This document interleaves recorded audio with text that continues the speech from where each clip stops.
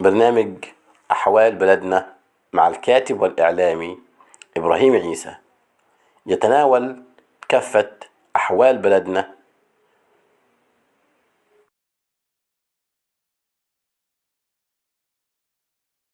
السلام عليكم ورحمة الله وبركاته في حلقة جديدة من حلقات أحوال بلدنا.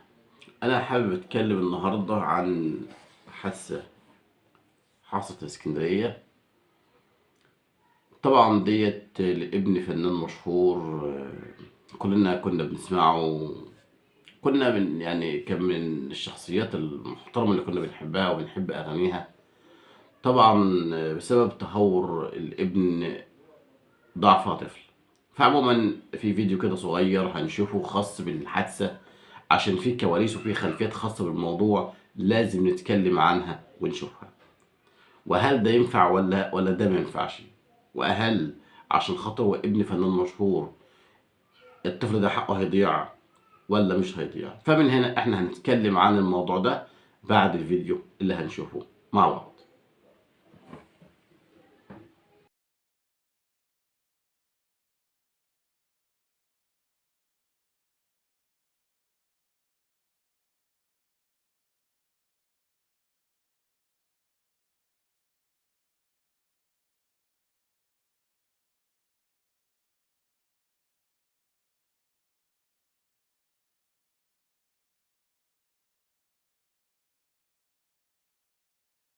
طبعا بعد ما شفنا الفيديو الصغير اللي احنا عملناه الخاص بالصور بتاعت الحادثة وبتاعت العربية، صور سبحان الله العربية متدمرة. معنى كده ان كان سايق ده حاجة من اتنين: ما كانش في وعيه او كان شارب او ما كانش مركز في كلا الاحوال. الموضوع صعب. طيب بأي شكل وبأي منطق، بأي شكل وبأي منطق ده ينفع؟ هل يجوز ان واحد سايق عربية الساعة 4 الفجر او يمشي بالشكل ده، ان يخش في العربيه من ورا يدمرها بالشكل ده؟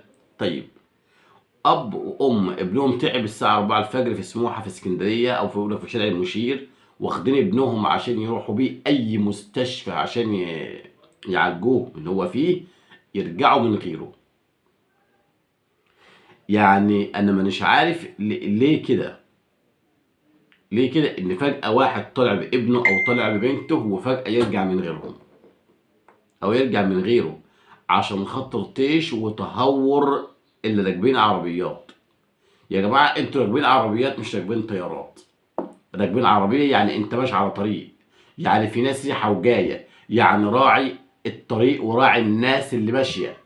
لكن مش معنى كده ان انت ماشي تدوس على الناس. انت ماشي تدوس على الناس. طبعا ده شيء مشين وشيء لا يجوز. هنا انا عن نفسي انا على ثقه ان القضاء المصري لا فيه لا ابن فنان ولا ابن ترتان ولا ابن تركان. مفيش تدخلات، والولد بامر الله حقه هيجي. ولكن هل فعلا ابن الفنان ده اللي هو اسلام ايمان البحر درويش هل كان تحت تاثير مخدر؟ هل كان شارب وبناء عليه تمت الحادثه؟ طيب هل هنا هيتم التعامل مع الولد مع ابن الفنان ده ايا كان بقى هو طبعا؟ هل هيتعامل معاه حادثه قتل خطأ عادي، حادثه عاديه، واحد معلش مش عارف ايه حد طلع قدام منه فجأة او كلام من ده كله، ولا هتبقى قضيه تعاطي ولا هتبقى قضيه قتل عمد؟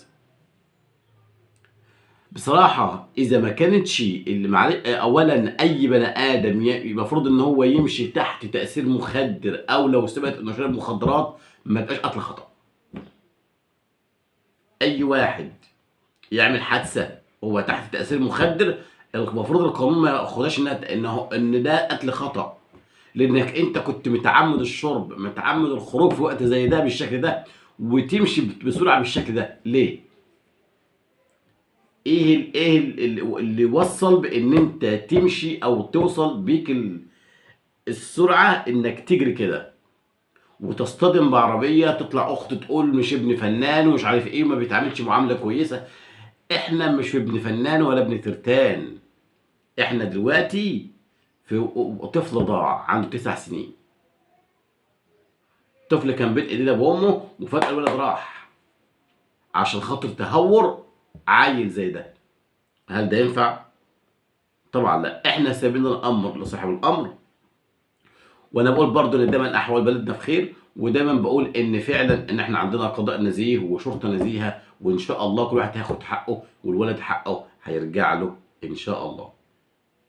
كان معكم ابراهيم عيسى في احوال بلدنا.